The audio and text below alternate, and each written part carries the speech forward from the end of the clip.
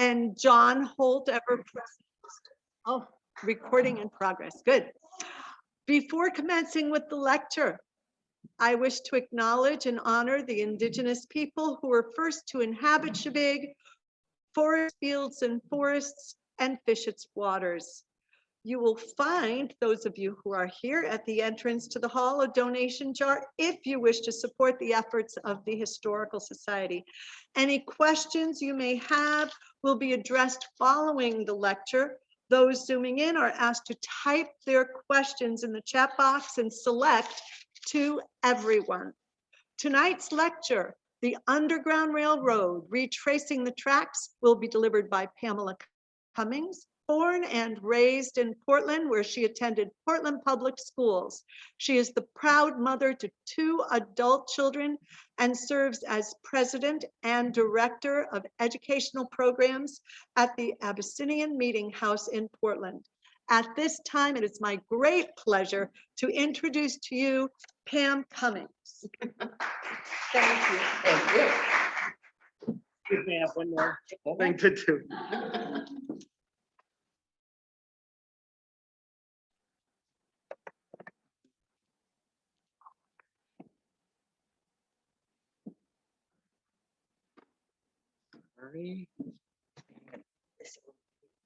Okay. Looks way heavier than it is.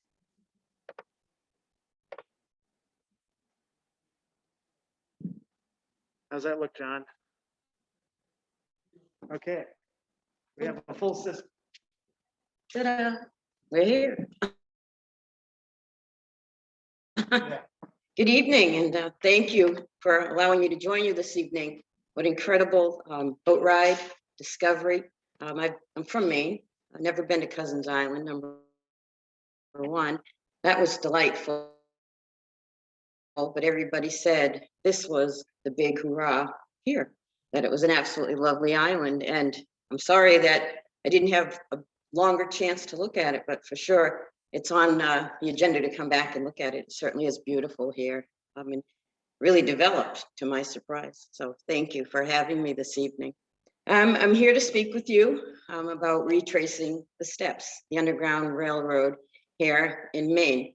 I am, she said, I am the president of the board of directors with the Abysinnian Meeting House. I also do educational programs. And in those programs, I often come and speak in front of audiences like yourself and a lot of school-age children I work with. And I really have to say this because I take nothing for granted. No shame in this. Not everybody knows and understands that we are not really talking about a train. I don't take that for granted. I had a presentation and I won't say where, and it was a gentleman and he's the day before we got together to do what we just did here to make sure the PowerPoint was working. Okay. And he was probably about 70 something. And we spent a great deal of time and made sure it was all working and everything was up and going. And at the end of it, he said to me, hey, so are you going to want to put a slide of the train up? Oof. I said, I didn't even have the heart to tell him no. I did like I'm doing right now, and he got my message without me ever having to tell him. But it's not a train. As a matter of fact, there's nothing glamorous about the Underground Railroad. We tend to glamorize it a lot more now. There was just absolutely nothing glamorous about it, or slavery, as you would all know.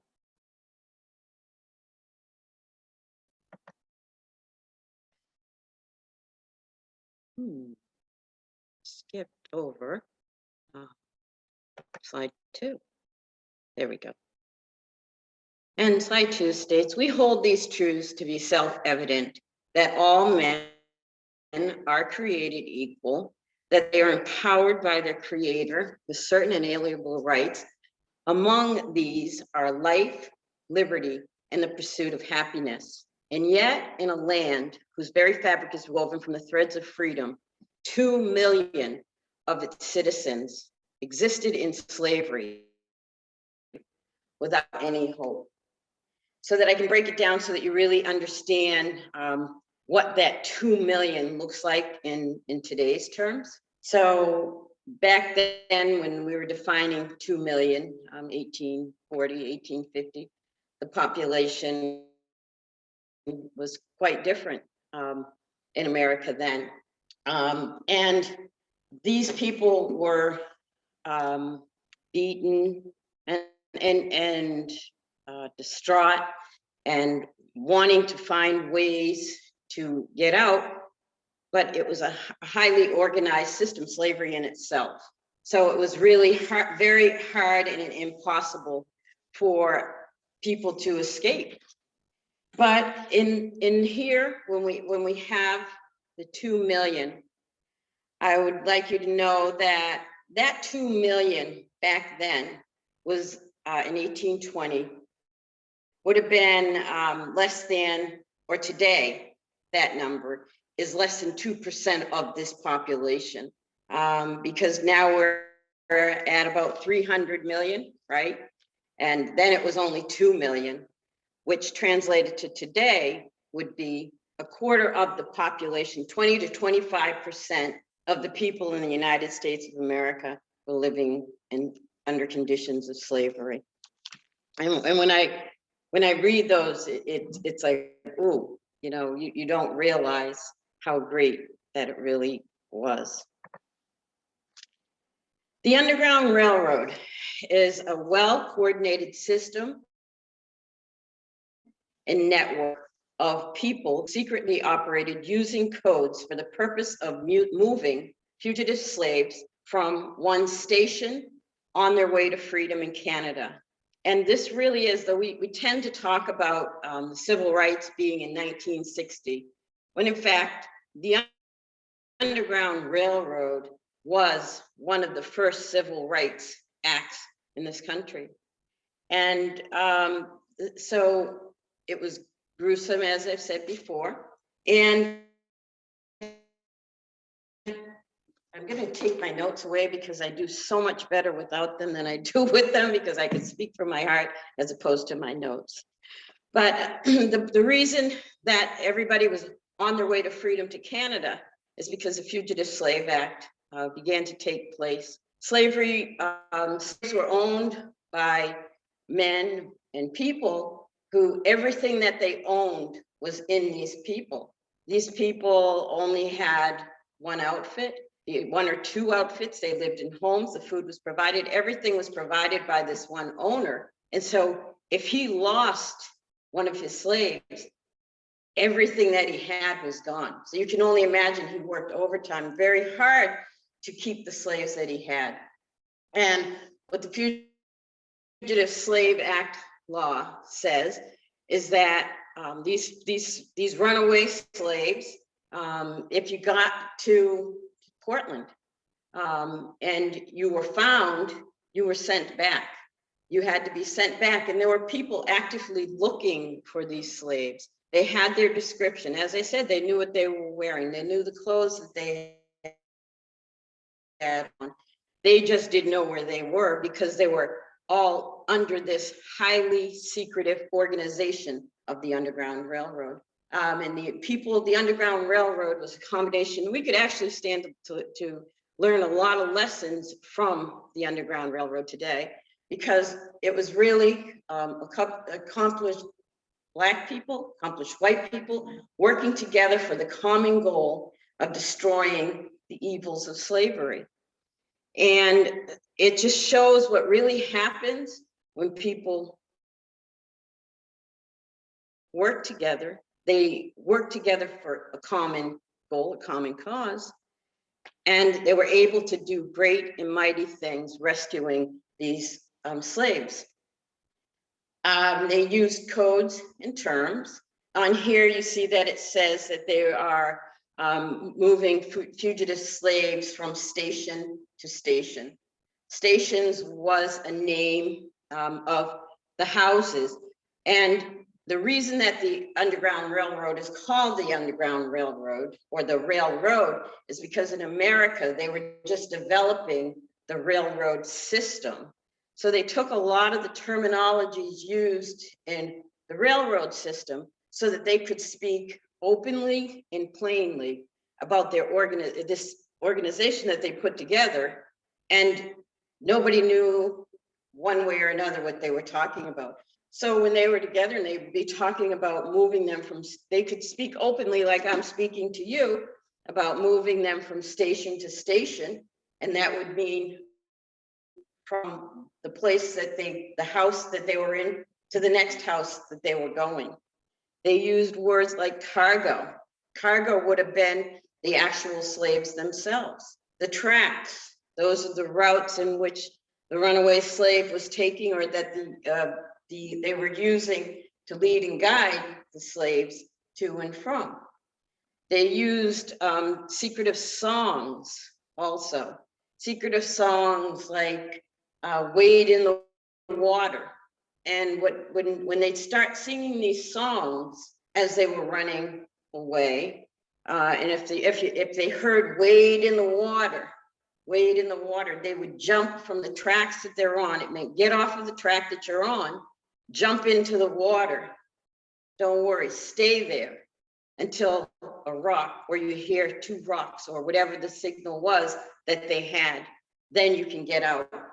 Then you can begin your travels again. And when I say the word travels, that sounds so glamorous, and there was absolutely nothing glamorous about these. These people, everybody who took part in the Underground Railroad risked their lives, risked their family lives, risked their self, risked everyone and anything associated with them, because if they got caught, they could go to jail, they could be killed.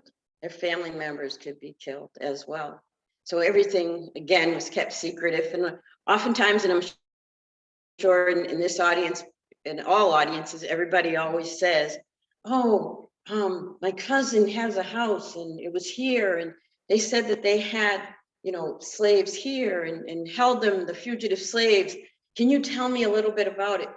So there are some instances that I can tell you, but what I can tell you more is this was a highly secretive operation because of what I just told you. If you got caught with these fugitive slaves, helping these fugitive slaves, leaving and keeping them in your home, you were in trouble. So therefore, nobody really we don't have a lot of documentation about who was and who wasn't. And people a lot of times would often like to think that in Maine, we didn't have the Underground Railroad, or we didn't have fugitive slaves, and we certainly did. And I am, as I said, the president of the Abysinnian Meeting House, and I don't know if anybody here is familiar with that, but we are restoring the third oldest African-American meeting house in the country, and it's on Newbury Street, right in Portland. And the works that this congregation did, they were involved in the Underground Railroad. Their answer to the Fugitive Slave Act, fugitive slave laws, was the Underground Railroad. It was to be involved in the Underground Railroad, providing food, providing shelter, providing clothing, spreading the word.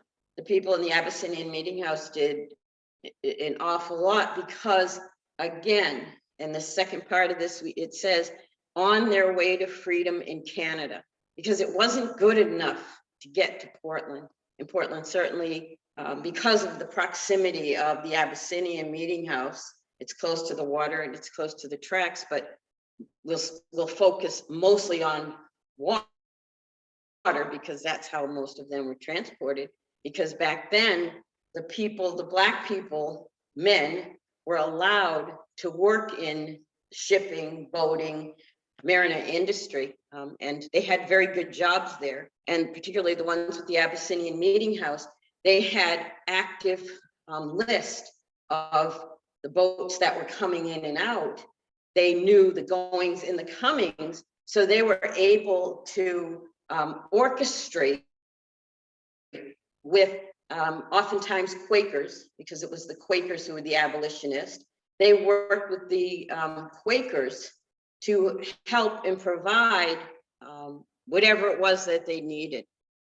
So the way that it is they would, somebody working would say, you know, we have cargo, because again, it's cargo. It's not, we're not talking about people. We're talking in these terms that people can understand. They'd stow them away on these boats. And hack drivers, which I just happen to call, it's a modern day Uber. It was Ruben Ruby, who's in Portland, was one of them. And what he would do is when these, always under guise of night, they were able to, because they had to do a lot of running and hiding, and transporting usually took place at night. But he would gather them and whisk them away to the barbershop. And I don't know if any of you have been on the Freedom Trail in Portland, but one of the places that is, they have a memorial marker, would be the barbershop. That becomes really important. Number one, he was the owner of it, was a member of the Abysinnian Meeting House. He helped and funded the Abysinnian Meeting House, as well as the slaves coming to and from. They would whisk him into the barbershop, and in that barbershop, it would be after it was closed, and in the back of the barbershop, they would bring him in there because you would need to change what they looked like, right? So don't forget that these people are out and looking for these runaway slaves. They have active knowledge of who they are and what they look like. So they have to change their appearance. So perhaps you have a mustache, now you won't. Maybe you don't, now you do. Curly hair, long hair, any way that you could change your appearance so that you wouldn't be found out, because again, Portland wasn't the end all be all. This wasn't where they were coming. This wasn't the final destination, because if they got caught, they were sent back. But if they could make it to Canada, once you make it to Canada, you are free. You won't ever have to worry about someone tapping you on your shoulder or being transported back, because you were able to live in complete freedom in Canada.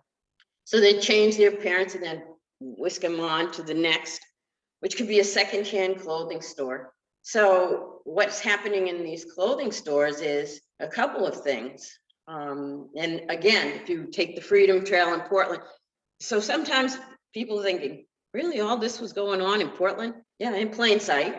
It was really going on, and there are markers that memorialize these different places that this was all taking place. And the secondhand clothing store would be, again, these people are coming from the south to the north. Now they liked the winter months better because nights were longer, and night is really more their friend than day. And so if you think about it, you're coming from the south to the north. One of the first things you're probably going to want to do is change your clothing, because it's cold here, or maybe in the summer it was hot. So they had to change their clothing. Again, they knew exactly what it was that they had on and what they were wearing, the slave catchers, shall I say. So again, they had to change that appearance before they could go on and move on, so they wouldn't be caught. Of course, again, everything is highly secretive. But and they also had in Massachusetts a man who had a secondhand clothing store. What he did was he would sew messages on the inside of coats about what was going on around the country in this movement, in this slavery movement, to try to end slavery, you know, and how they could help and what it was. And he did that for a little while, and then when he found out, when the people in the South found out what was going on, it was not good. He had to stop doing that. But that secondhand clothing store was also a place that they were able to get that clothing and to move on. And there are a couple of places. There was a woman that I spoke with, and I don't care tonight, the woman that I spoke, there she is. And Dennett's, the Dennett's though, that's your mother-in-law, yes. And that's well noted, that she was very, very, very instrumental and very helpful. Again, at the Abyssinian Meeting House, we had ministers that came in. And when they came in, they did a rotation schedule. So we had some from New York, Connecticut, Philadelphia. And when they finished, they would go from Maine to New York to Philly. And they just kept doing that rotation circle there. And working with the dentists, a case that is a well-known case, and I don't know if you knew this or not, but there was a gentleman who packed himself in a crate because he just wanted to be free. And 3 holes were drilled in this crate about the size of a coffin, a baby coffin. And they didn't know that a man was in there. And they were allowed it, they transported it. And one of the ministers at the Abysinnian meeting house, who was involved with that, actually the dentists were involved with that as well. And I didn't know if you knew that as well. Yeah, yeah. Yeah, they were very instrumental in allowing the runaways to be taken. So again, these were highly orchestrated systems. They knew where they were coming, where the fugitive slaves were going to be hidden before they got there. And oftentimes people say, well, how about the Abyssinian meeting house? Where were they hidden in the Abyssinian meeting house? Well, there's only one record of anybody that ever stayed there. And of course, you can imagine why they didn't stay there. They were out, slave catchers were probably standing across the street watching their every move, because that would be one of the first places that they would have gone to get them. I'm getting way ahead of myself because I decided I wasn't going to use my script. As you know, we talked about the secret codes and signals. So some of the signals and the codes that you use, when we first restored the Abyssinian meeting house, we used to have these 2, they weren't real windows, they were made of wood, but they were made to look like real windows. In the corner of one was a lantern. And that lantern, again, was in plain sight for anybody to see. And it only meant anything to those who needed it. Because what that would mean is they would use lanterns often if the light was off, when they went to come and get the slaves, to say, come on, it's time to move to the next station. When they went to their houses to get them, if the lantern was on, it meant, come on and get them, it's a go. Come on and get them, take them. If the lantern was off, stay away. You trouble, can't come in here, can't be in here. Something as simple as that little lantern, and it's genius, sort of these things that they decided to use as signals. When they came to the door to pick up, they could go to the dentist, they could go to a couple of other people that were Quakers and working with the Abyssinian, the abolitionist, if you will. They would knock on a door. They would have a secret knock, because you just can't go and ring the bell and, hey, we're here. They had to have a code, because again, if they got this person, if they went and discovered, the slave catchers went and discovered that this person was in the house and you were keeping this person, they could have been, first of all, they were in prison. You could go to prison for many years. And you were fined in today's terms, which would be $1,000 just for having these people in your home. So they'd have secret codes and they would use those codes to get them. They would also have, again, the singing was big, or the throwing of stones, or the clashing of stones to help you recognize and realize danger, or move away, or get away, trouble's coming, or trouble's here. And they often, again, they had, I don't know if any of you ever look up, their directions were to follow the North Star, follow the drinking gourd. That's the song that they would sing. And if you look up in the sky at night, you can see that's the Big Dipper, which is the drinking gourd. That's what they knew it was, right? A drinking gourd. And the North Star is there at the end. And as long as that was in front of you, you knew you were on the right track. again, people didn't figure this out because they probably would have stayed on the trails where that North Star was in abundance. Also moss on the side of the tree. Moss likes to grow on the north side of the tree. And so and it doesn't always, moss can grow on the whole tree, but it really likes that north side. So they were able to feel, and they knew then that that's the north side. Keep going, you're heading in the right direction.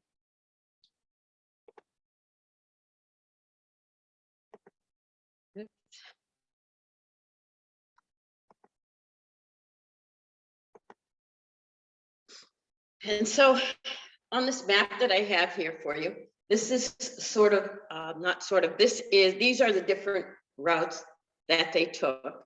If you look at it, most of the slaves that came in and through Maine started down around, and you can see, if you look on the outskirts there, where they started out in Savannah, in Georgia, Carolina, South Carolina, and they would come up and through New York, or they'd go through off to the left there. These are on the top there. Those are all of the different routes in which they could have taken. And you see when they got to Portland, they would either go Augusta and hug along the coast, or a lot of times they would go west. And so you'll often hear stories, a lot of stories about Sebago Lake area, Freiburg, a lot of people there that say that they had homes and that's where they were active and instrumental in the Underground Railroad. Again, I know how hard we had to fight to prove that we were an official Underground Railroad site. The Abysinnian Meeting House is only one of two here in the state of Maine that's been recognized by National Park Service as an official Underground Railroad site, not because the slaves stayed there, but it's the amount of work that was done on behalf of these slaves that these members of the Abysinnian Meeting House did. Not only, again, as the clothing, the haircuts, the shelter, they also worked with creating the Anti-Slavery Society with William Lloyd Garrison. He was very instrumental in just the whole Underground Railroad. The Uber driver that I was telling you about, which isn't really, he's a hack driver, is his real official title. I work with children, so they really understand better when I call it the modern day Uber. So when he did pick up William Lloyd Garrison, William Lloyd was the one who enlisted him, Reuben Ruby, who was the person who financed the Abyssinian Meeting House originally, when it was just the Abyssinian Church. And Garrison got him involved in the Anti-Slavery Society, and then brought the people in the city of Portland, first starting out with the Quakers, and then moved to the Abyssinian Meeting House, where the two groups became one, where they fought tirelessly, again, to diminish, to end of slavery. And so we're recognized by the National Park Service. The only other one here in the state of Maine is the Harriet Beecher Stowe House. And that was just the room in which she wrote the book. And I say that because so many other people say that they had people in their homes and they knew that they did, but I know what we had to do, and we had to jump through hoops to get ours recognized as an official site. So I can't imagine what these people go through, because again, a lot of this was done secretively and under radar, and not something that was talked about, not something that was written about. So you don't often know who came and who went through the state of Maine, because it was so secretive. Did you want to raise your hand? Okay.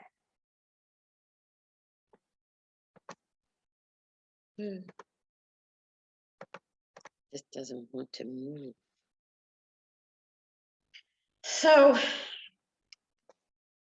the first Black people were here in the state of Maine 12 years before the Pilgrims arrived at Plymouth Rock.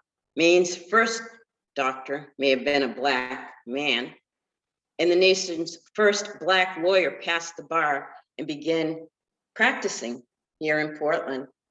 Yes, Maine had slaves, though we don't often like to talk about it. It's a part of our history that we would like to forget. I think it's fair to say the whole country. Not we're just here to talk about Maine tonight, but I think it's pretty fair to say. But also builders, farmer, fishermen, ship captain, educators, and so many more were here that we just don't talk about. And you know, I usually start out talking about the story that I knew, and it was a gentleman who owned some property in Louisiana, and he owned vast property there. And as we all know, in Louisiana, there are a lot of swamps, and he had this very big piece of property. And whenever he had family or people that came to his house, he would always invite them down to the edge of this swamp, and you'd see all the alligators in there chomping at the bit, and they're just going crazy. And he'd say, you know, I will give anybody $1 million that crosses from this side to the other side, and I'll offer it to you. He turned to the gentleman that was standing next to him. If you jump in there and you make it to the other side safely, I will give you $1 million. And the guy standing there, like everybody else, said, no thanks, I'm all set, I'm not going to do it. And they turned and they walked away. And all of a sudden they heard a big splash. Well, he turned around, he looked into the river, and somebody there had jumped in to the swamp and saw this person frantically trying to get all the way across, you know, dodging in and out, in and out. And sure enough, he made it to the other side safely. And the man said, oh my God, I got to get my checkbook. I have to pay him immediately. He did what nobody else dared to do. Let me just ask you, before I go and I write this check, is there anything that you want to ask? Anything you want to say, or anything you want to tell us? And the man turned around and he said, yeah, who pushed me? We all are pushed. Some of the best things in life happen when people are pushed, right? The Abysinnian, I talk a lot about the Abysinnian, and I have to do everything I can not to, because I'm here to talk about the Underground Railroad, but I don't know how you can separate the two, because the people in that building fought tirelessly on that Underground Railroad. And they were pushed beyond being treated right. They used their voices to out of the situation that they were in to create the Abyssinian Meeting House, which gave them the freedom and the ability to help all of the others. So I just say that because they too were pushed. They too were pushed. People were pushed. Everybody's pushed. When greatness comes, when great things like the Underground Railroad, and as I said, today it's glamorized. It really is. There are a lot of people who we talk about it. What we really don't ever do is give credit, number one, to the slaves who escaped. By the time they got to the saviors, the heroes, which everywhere seems to be, what it would be the white people that were helping them, when in fact, they already did what was the most dangerous part of that, which was escaping. Right? They escaped. They left against all odds. They ran away. They left where they were to go on because they wanted more for themselves. They wanted more for their families. They were tired of it. They were pushed. Everybody is pushed when we're trying to see greatness. The people at the Abyssinian for the Underground Railroad here in Maine, they did everything that they could to help the people who came through Maine, again, through the use of the boats that were used to, and what's so funny is that it's only a 4-hour trip from Portland to Canada. It often took them a lot longer than that because, again, they were having to go from station to station to station. And I hate to keep pointing to you, but you have so many stories because your mother-in-law was Mrs. Dennett, is that correct? Oh, okay, so it was your husband's great, okay, and they were Quakers. And they were friends with, Woodward Garrison and Frederick Douglass. And they did, and so it's interesting because Frederick Douglass was real big when he came with William Lloyd Garrison to orchestrate gathering the people together to fight these evils, right? And again, everything was done secretively, as you can remember. Now, do you happen to have any stories at all? One story, I think that, it was in the, probably the 40s, 30s and 40s, some of those itinerant preachers who got, different speakers would come. Mhm. And, it's written up in the book, Mothers of Pain, the story of several of them had been stoned. put to Yeah, death, yeah. But it was not popular to be an abolitionist for them. That's right. It was very difficult to even get a place to meet. Mhm. And City Hall, like really was later on, bequeathed the money for really high school in Cumberland, was the mayor of Portland. And he found out that the abolitionists who wanted to have a meeting there, he refused. Yep. Because big crowds would go outside those churches or wherever they were able to find a place. And they were stoning people when they came out. That's right. And one person was injured so badly that it took 6 weeks for the dentist to nurse him back. Mhm. And so the next time they were having a speaker, Mrs. Bennett and Mrs. Thomas, each took the That's right. and they walked up through the crowd of people who were there ready to, with torches and rocks and all that. And they just held their heads high and walked right through and they were stoned.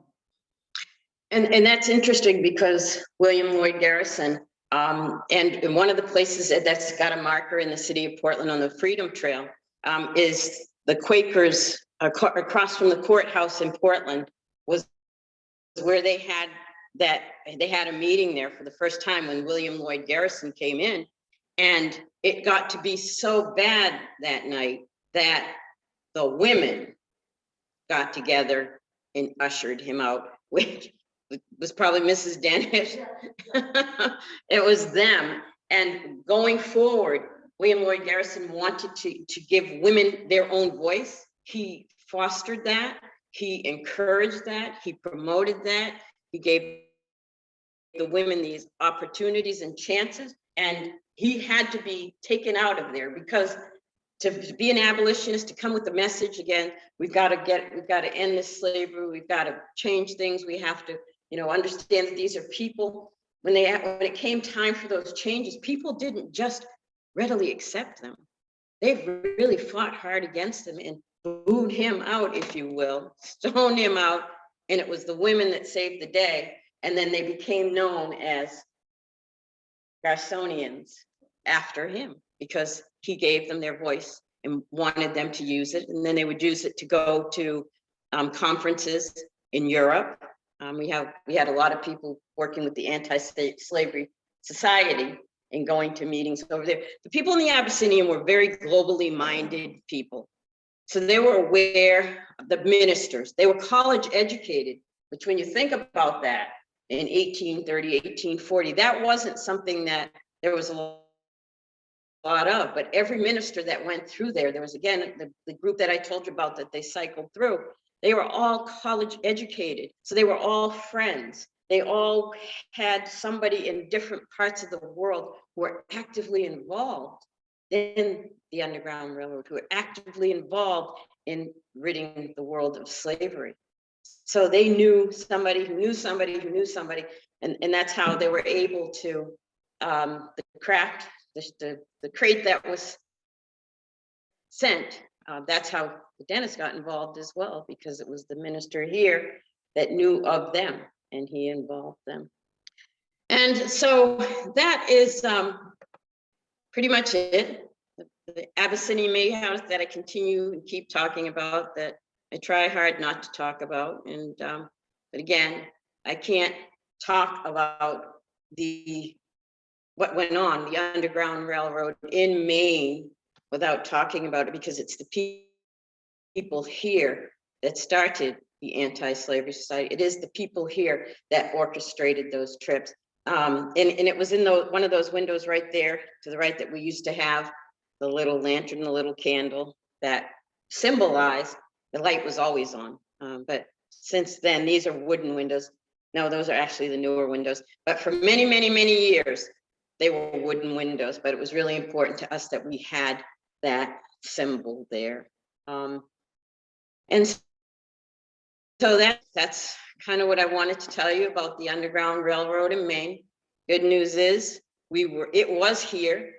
It was in plain sight. It was visible to all. The techniques, the tools, the language, everything that they ever did was all done in plain sight. The stowaways in the ships, or not the ships, the stowaways in the boats that they came here in, the stowaways that just came through here, the many of them that on their way to Canada to taste and feel freedom for the first time in their lives happened because the people here orchestrated those routes, orchestrated the groups of people, worked with the groups of people together collectively to free many, many, many of those slaves. And if you have any questions, I'd love to answer them.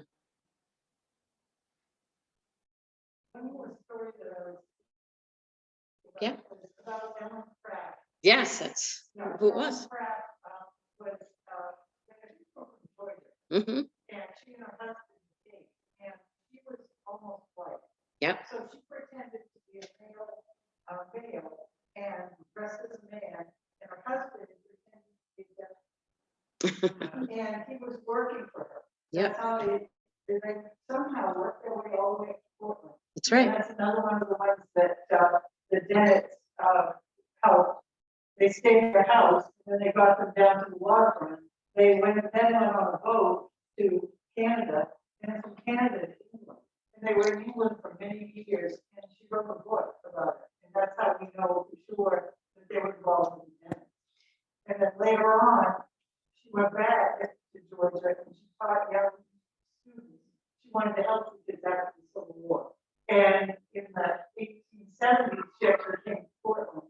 And I found a newspaper clipping of where she went to visit the Dennets. That's when it was widow, and it was in something that my husband's family had kept. But the funny part of it is, my husband's family did not know that they were abolitionists. Yeah. And that, I think, is really important. They only. It was a big schism in the family, because no one understood what it was about. They thought it was because the daughter married some real estate developer. But come to find out, I think it's because they were upset that they were abolitionists. Mm-hmm. She had been an abolitionist when she was young, before she married her husband. Mm-hmm. But I think that's part of it. And you just think of, if you're in the North, that everybody was on board with it. Yeah. Mm-mm. And it's not the case. No. Well, it certainly isn't. And so I always say, let's just look to, and I don't know if any of you know about the Abysinnian Meeting House, but it was created because the members there were tired of being relegated to the to the balconies in the corners of the church. So that alone knows there was racism here then, because to have a pew in a church gave you power, right? It's you own something. That was like a piece of real estate, so that these people could never own anything. They never had any power, right? When it came time for things to happen around town, they couldn't be involved because they didn't have what was necessary, which would have been a pew, ownership of a pew. They didn't have it, and they weren't allowed to have it. And that's why these people that started the Abyssinian, they petitioned the church and said, we're tired of being treated. So I actually call that the first Civil Rights Act here in Maine, because it was when a group of people voiced their opinion and they were tired of how they were being treated, right? They started the Abyssinian, the group of 5 men, 6 men. They petitioned and they segregated and had their own church. And it was with their own church that became the political, social hub of the state. So we're here to talk about the Underground Railroad. I won't talk to you about the Abyssinian Meeting House, but as I told you, it's very hard to separate the two because everything that happened in there. Go ahead. I really know nothing, little or nothing about the Abyssinian Church. Is it mainly made up of blacks, historically led a black church? Yes, it was. And so it's no longer a church. We're restoring it. They've been doing it for a very long time. It's the third oldest African-American, active African-American meeting house in the country, behind Boston #1, Nantucket #2. And yeah, it was. They separated from, which was First Parish Church on Congress Street in Portland, because they were being discriminated against. They weren't allowed to worship where they wanted to. And a lot of the churches in Portland, they couldn't worship where they wanted to. They were relegated to the balconies in the corners in the church. And even people not tourists, but fishermen, black men that came in that worked in the marina industry. It was embarrassing because they too couldn't sit where they wanted to. They had to be relegated. So they petitioned and they started their own, which was then called the Fourth Congregationalist Church. Reuben Ruby, who I tell you about, was the hack driver. He gave them the money, he funded them the money, but they always had a lot of trouble, financial troubles from the very beginning. So he, in 1832, he wanted to disassociate himself. And he disassociated himself and let them take it on themselves. And that's when it became the Abyssinian Church. And again, one of only 5 schoolhouses for black children in the country, by the way. Only one of 5 was in the basement at the Abyssinian Meeting House or Abyssinian Church. Who knew? You know, we think of Maine as this pretty white state.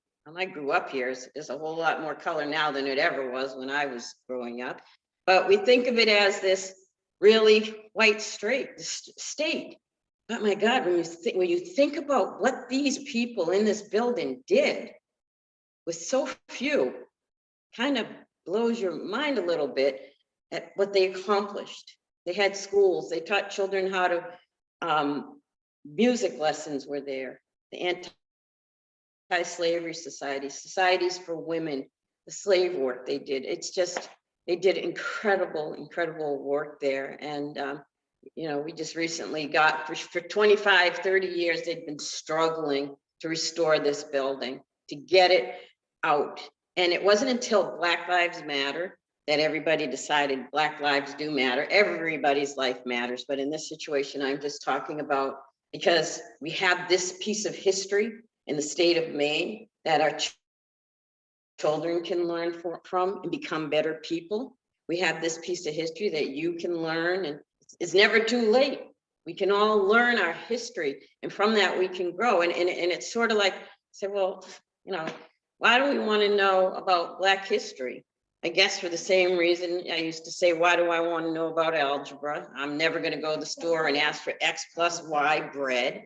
I'm never going to Spanish. Why do I have to learn Spanish? Why is it part of this? I mean, but I understood when I went to Florida for the first time, I'm glad I have that knowledge of that language and I was able to speak Spanish. Same thing with Black history. Why do we want to learn it? Because it makes us better people. It gives us empathy. It gives us an understanding. If we understand histories, we'll understand why people are who they are, why they do some of the things they do or don't do.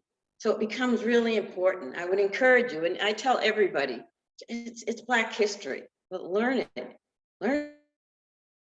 find out about it, because your history is hidden in there somewhere too. All of our history, and when I first started doing this, I used to talk about the Underground Railroad with people like you and me. Well, today, I now am talking to people, children, who pretty much lived this experience in themselves, coming out of their countries, right? It's no longer what it used to be. So it's really important that we all collectively learn each other's histories, and it's available, and we just got money from the government. They think it's pretty important too. We just got $1.75 million to restore this building and to make it into what our vision is and has been, to make it a learning lab for children. When the children get to come in there, especially the children of color, for the first time in their lives, They now have this building that they can have pride in. They're used to going to Portland Observatory or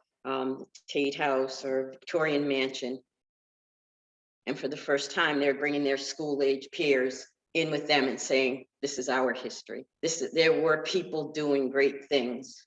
Not everybody was a thug, is a thug, because truth be known, even with the Underground Railroad, that too was the first time that people realized that Black people were intelligent. They did not think that they were bright. They could do very much. Who knew? They put that off, and the Underground Railroad is probably one of the most genius things that's ever happened. Between that and their faith in God, they were able to do great things. Quick question, but I want to make a comment. There are times when people look at people who live on islands the same way. Mhm. They don't, someone once said to one of my cousins who was working with them, do any of the island children have enough to tell them going to college? That's really sad. Yeah, it is. Really, you know, I mean, it's discrimination goes across all lines. It's a bad. But my real question is the Green Memorial, did that come out of the Abysinnian? Yes, it did. Okay. Yes, because You talk a little bit about that. Yeah. I mean, that's so wonderful. yeah, so the SS Portland, the sinking of the SS Portland, which is really considered the Titanic of the Northeast. And many 19 men and a woman, I believe there was one woman, and they were in Massachusetts waiting, to get, they were going to be bringing a boat from Massachusetts to Portland. It was Thanksgiving weekend, that Saturday. Everybody was all excited. A very bad storm, much like we were supposed to have these storms tonight. I was like, oh God, I'd hate to be going here to tell the story. But anyway, they were in Massachusetts, and they were trying it's been said that the gentleman who's the captain, against everybody's wishes, he went out into the middle of this horrendous storm, and it never made it. The ship sunk, and in it again had 19 members of the Abysinnian meeting house that went down, and they were all heads of households, men that made the money, they were contributors to the Abysinnian. And when that happened, that was the beginning of the end for the Abysinnian meeting house. And so they struggled for many years after that, but it was really too difficult, and they were never able to get their footing. And somebody went out, they lost the building, and then a gentleman from this building went and started Green Memorial, Amy Zion Church, because Amy Zions were becoming big in the country. They were political hubs. And so he went up to that Green Memorial on Munjoy Hill, which Kenneth Lewis is my pastor. And that's where I go to church today. Him first and then you. We have a question from the Zoom audience. Oh. This is from Jennifer Ingram. Wonderful talk, thank you. Any sense of how escaping enslaved people traveled on from Portland? On trains, on foot, horseback, or anything to Canada? Yeah. So oftentimes, wagons, never walking. Nobody ever walked. Trains, no. I mean, and we often say that the Abyssinian, the proximity to the rail and the water was there, but for the most part, it was wagons or stowaways in these boats. Because again, the Black men that were working on these boats had access to the schedules of when they were coming in, where they were coming in. They knew who, what, where to pick up the cargo. So if Reuben Ruby had that person that he picked up 2 nights ago, he could say to them, we're bringing so-and-so, when is the next boat out? He would be able to tell them, and then they could orchestrate that plan. But again, you have the route that I showed you, went up through Wyndham, Gray, Bridgeton area. That would have been, there's no real water there to go. So that would have been a route that they used that. And they often did, not only did they go to Canada, they helped them from Canada and England. They helped to get them there. I've spent a lot of years, but I seem to recall it. Our grammar school teaching, the Quakers were largely given credit for the religious input into the Underground Railroad.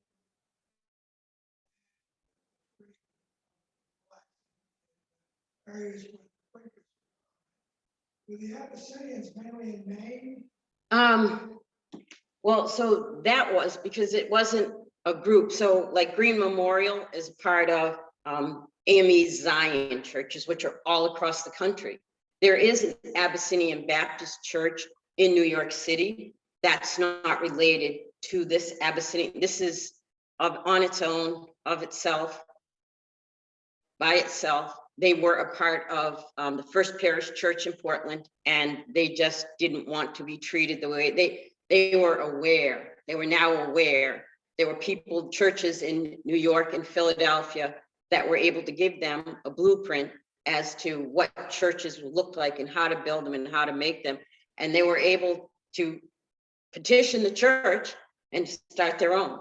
So when you see Abyssinian Church, it truly stood on its own. It was not a part of any other church in the country. So the word Abyssinian, though, they brought that word Abyssinian is in Africa. They use it a lot, and it came here with them. So that's why you see a lot of times Abyssinian when you go there. Well, in Pennsylvania, for example, Mhm. the Quakers that were behind the anti-slavery movement, Mhm. or was it the Abyssinians? So the Abyssinian Church in Portland, this building was behind the Anti-Slavery Society in Portland. So they became a part of something much larger. So the Anti-Slavery Society was all over the country. They were a part of it. There were conferences. They had conferences here in the church at the Abyssinian. So that movement, they were a part of the whole country was, but the church itself was not a part of anything.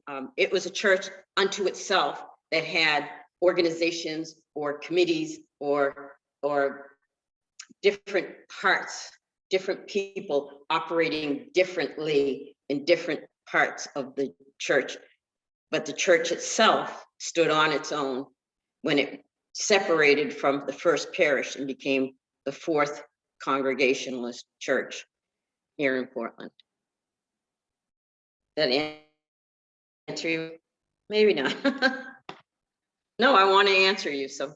Well, no, I'm saying you've spoken only of the Abyssinian church. Mhm.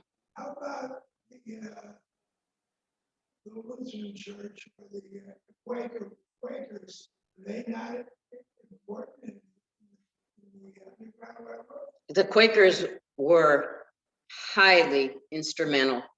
The Quakers and the members of the Abyssinian Meeting House worked together. So you got to remember, this is 1832. You didn't have a lot of, togetherness there, but for the common cause of ending slavery, the Quakers came together. The Lutherans too were involved in some of this, but their churches weren't. So we didn't have the First Congregational Church. We didn't have the Lutheran Church. We didn't have the Quakers Church. What you had was people from those churches that became a part of that movement of anti-slavery, because not everybody that was a Quaker was for the abolishment of slavery. The ones whose hearts were touched to become a part of it became a part of that movement. It wasn't a church. And it just so happens that the Abyssinian Meeting House, everybody there was a part of it. So they became involved with the Underground Railroad. That any better? So I think to elaborate, my daughter went to the most Brown School in Providence, along with some other. So they were Quakers. But as you say, they felt the movement, they wanted to work with them, they wanted to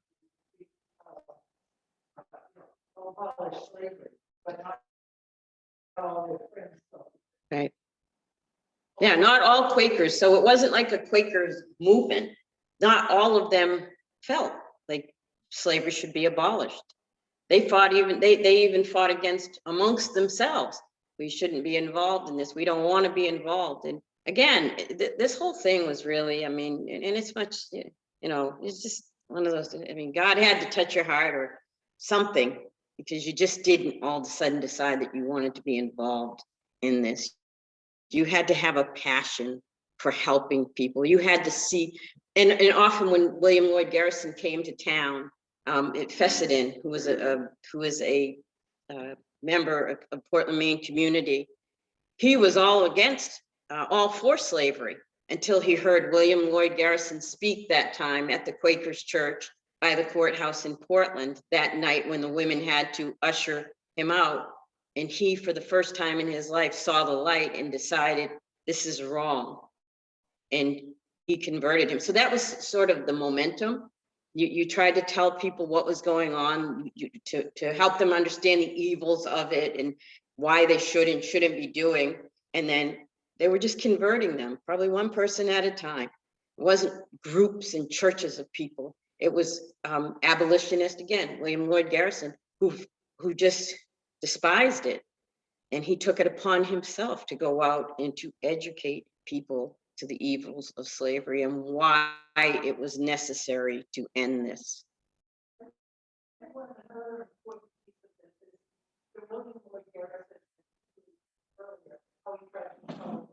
Yeah. But a lot of the people who were involved with this were involved also. Where the Yeah. first one they had to pray. Yeah. You look at the name and in some of these was a list. Mhm. You see these same people, whether they were from Portland or someplace else, going to these conferences. They were all kind of all these movements were happening at the time. So some of the people, so they all are integrated. Yeah, well, I mean, it's sort of, starts as early as high school, right? When you got all these clubs and teams and you notice the same kinds of people are doing the same kinds of things and they take that into their life. Same with life. I mean, there are people who are just born to make change and difference, and that's what they do. And same exact thing. But all those women, yeah, they all, oh wow, this is a great place. We can find our voice. They were able to use their voice. He gave them permission. Use your voice. They felt very, and they were respected by him. All righty. Guess that's it if we don't have any more questions.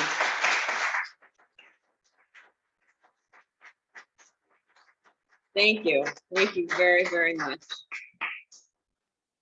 So it's very difficult for me to not talk about the Abysinnian.